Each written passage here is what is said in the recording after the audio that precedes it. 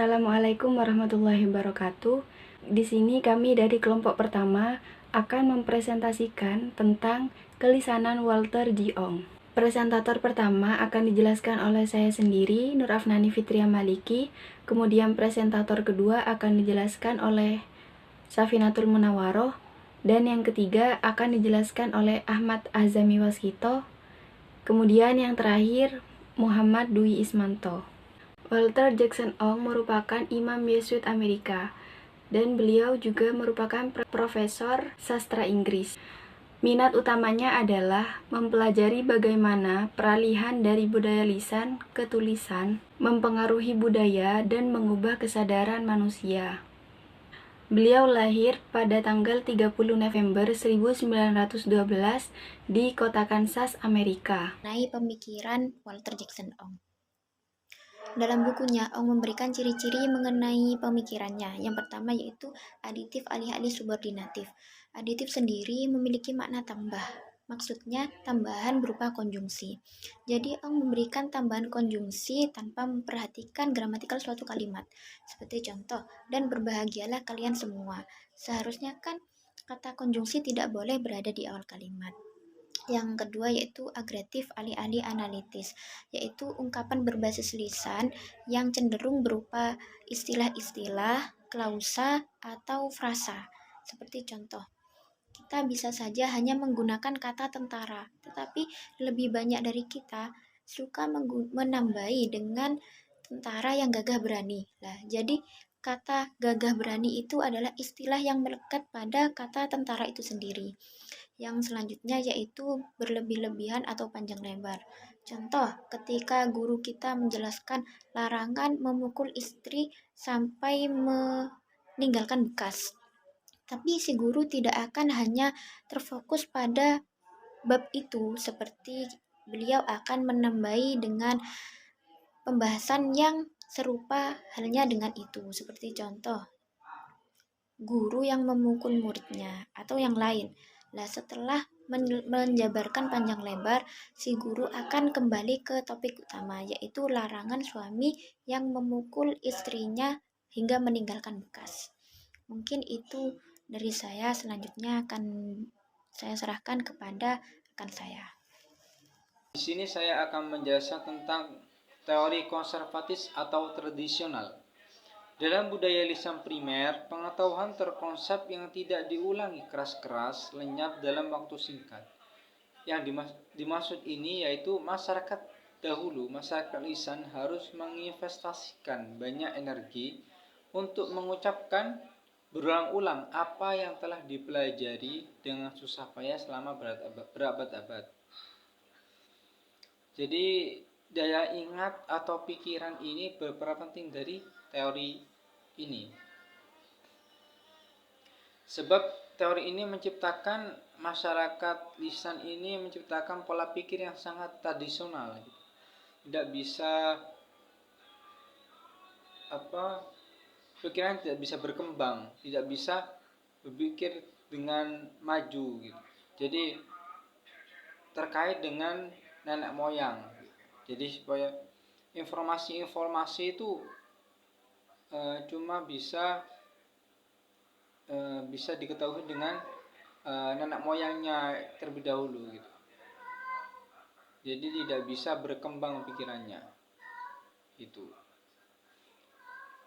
Teori selanjutnya yaitu teori tentang dekat dengan kehidupan manusia sehari-hari.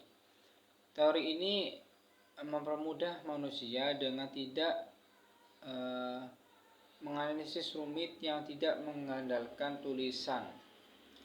Jadi teori ini mengkonsep seluruh pengetahuan yang ada di sekitar manusia atau yang biasanya dibuat komunikasi sehari-hari untuk menguatkan sosial kemanusiaan atau mengakrabkan manusia. Contohnya kita seperti bicara dengan teman kita, jadi pembahasan sehari-hari, gimana kabarnya, terus gimana hari ini gitu ya. Teori selanjutnya yaitu teori bernada agonistik. Budaya lisan sendiri mengindikasikan adanya sikap agresif sehingga lisan senantiasa memberikan penyerangan atau perlawanan. Dari sini maka tidak heran jika banyak sikap tidak positif seperti pertengkaran atau perselisihan yang terjadi disebabkan oleh ungkapan lisan. Seperti masyarakat provokator suatu masalah di demo yang menyebabkan masyarakat bisa bisa ikut emosi, jadi provokator supaya masyarakat juga bisa terbawa suasana itu. Baiklah, di sini saya akan melanjutkan pembahasan tentang teori Walter Jeong. Teori yang selanjutnya yaitu empatis dan partisipatif alih-alih berjarak secara objektif. Kalau kita pahami dari sisi katanya, dari sisi kata dan lafadznya, kata empatis itu sendiri memiliki makna merasakan atau memahami, sedangkan partisipatif memiliki arti keterlibatan. Jadi kalau kita simpulkan bahwa empatis dan partisipatif itu adanya keterlibatan si lawan tutur dengan si penutur, sehingga lawan tutur tersebut ikut merasakan dan memahami apa yang dirasakan oleh si penutur, sehingga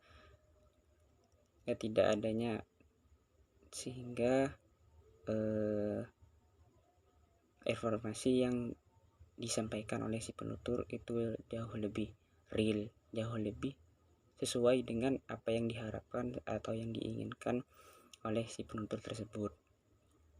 Kalau kita contohkan dalam kondisi sosial, sering kita jumpai ketika perempuan curhat dengan teman perempuannya, tidak jarang mereka itu yang curhat dan yang dicurhatinya sama-sama menangis. Kenapa seperti itu? Karena ya yang dicurhati itu sama-sama ikut merasakan apa yang dirasakan oleh temannya yang sedang curhat tersebut.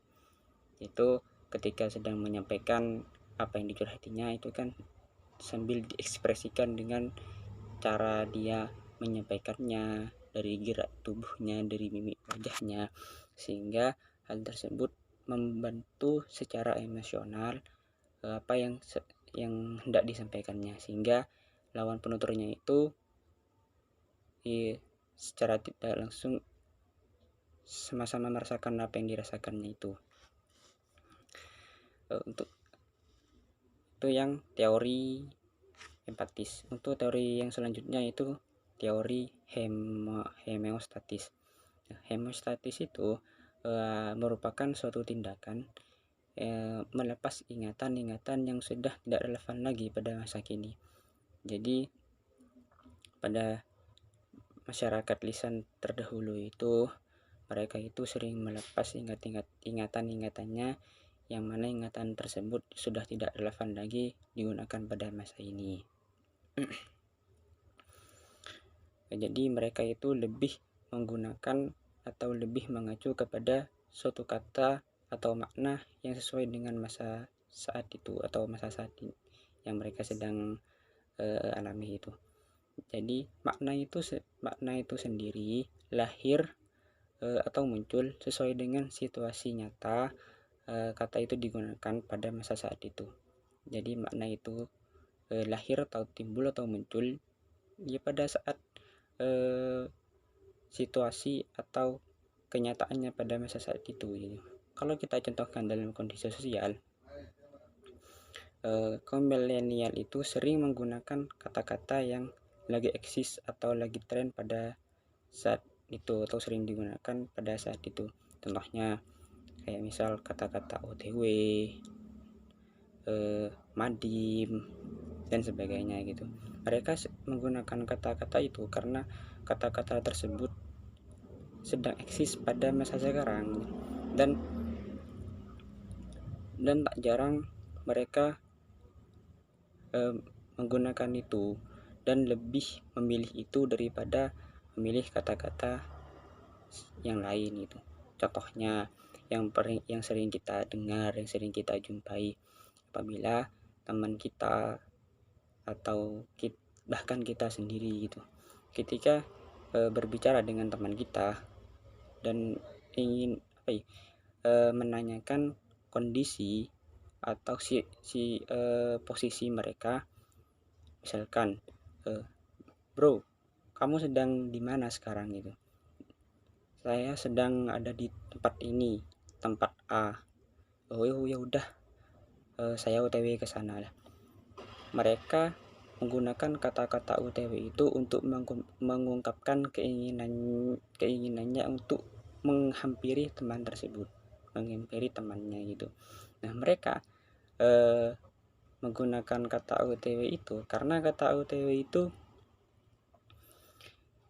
lagi eksis, lagi tren, lagi sering digunakan pada masa saat itu. Jadi mereka menggunakan kata tersebut. Jadi seperti itu. Untuk teori selanjutnya atau yang terakhir yaitu bergantung situasi alih-alih abstrak. Jadi budaya lisan itu cenderung menggunakan konsep-konsep yang bersifat situasional, yang sangat minim keabstrakannya, atau dalam arti lain bahwa konsep yang mereka gunakan yaitu konsep yang berdekatan dengan kehidupan nyata manusia pada saat itu. Jadi mereka menggunakan kata-kata atau konsep-konsep yang sesuai dengan kehidupan mereka pada saat itu. Contohnya dalam kehidupan sosial yang sering kita jumpai gitu ya, pada kaum milenial, ketika mereka mengungkapkan sesuatu, mereka itu cenderung menggunakan kata-kata yang mana kata-kata tersebut sesuai dengan situasi yang sedang eksis atau yang sedang marak dilakukan pada masa saat itu atau masa sekarang gitu. Misalkan contohnya, ketika kita ingin mengungkapkan atau ingin menyampaikan bahwa keinginan kita untuk duduk bersama mereka sambil mengobrol-ngobrol, berbincang-bincang, itu kita menggunakan kata-kata nongkrong gitu.